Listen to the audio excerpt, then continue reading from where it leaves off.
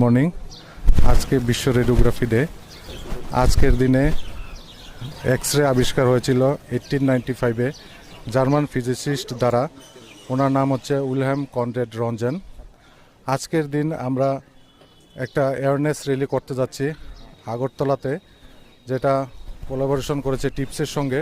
আমরা আইএসআইটি ত্রিপুরা চ্যাপ্টার সঙ্গে আছে আমাদের all Tripura government radiographer and technologist association, সঙ্গে আছে association of medical imaging technologist.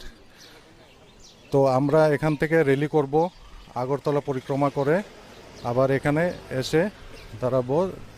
এই র্যালিটার কারণ হচ্ছে আমরা একটা অ্যাওয়ারনেস র্যালি, যেটাতে আমরা বোঝাতে যাচ্ছি যে এক্সের দ্বারা আমাদের কি হেল্প হয় এবং এটার কি ক্ষতি আছে, দুইটাই।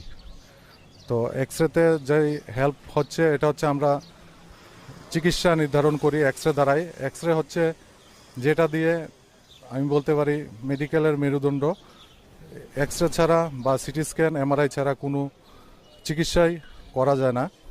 সঙ্গে এটার একটা ডিমেরিটসও আছে, যে এটার থেকে রেডিয়েশন হয়, যেখান থেকে আমাদের ক্যান্সার হওয়ার অনেক প্রবণতা থাকে। ধন্যবাদ।